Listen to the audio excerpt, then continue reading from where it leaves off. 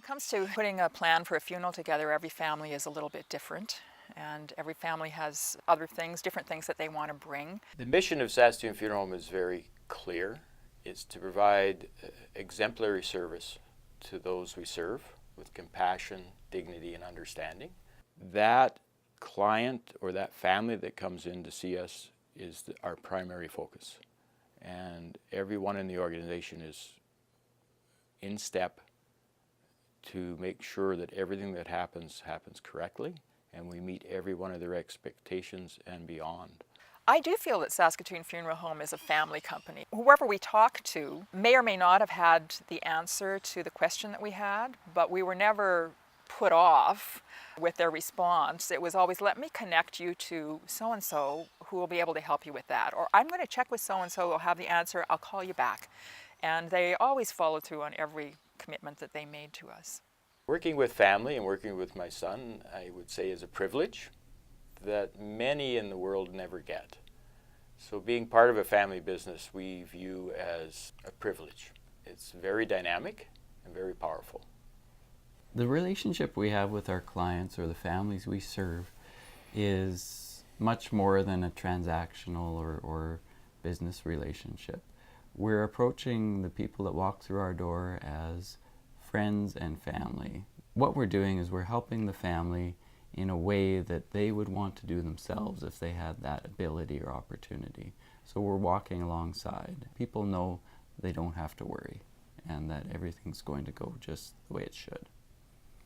Well, when you come to bury someone who's really important to you, it's a very personal expression and a very personal kind of experience.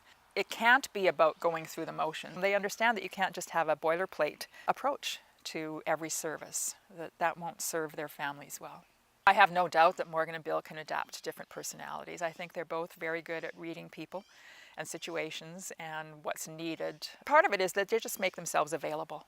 A service I looked after probably 2 or 3 years ago now, and the fellow was a bit of a rancher and had horses, but he had one pet horse that he had right from a foal that was his horse, and the horse knew his master. And the name of the horse, Chester, kept coming up over and over during the funeral arrangements.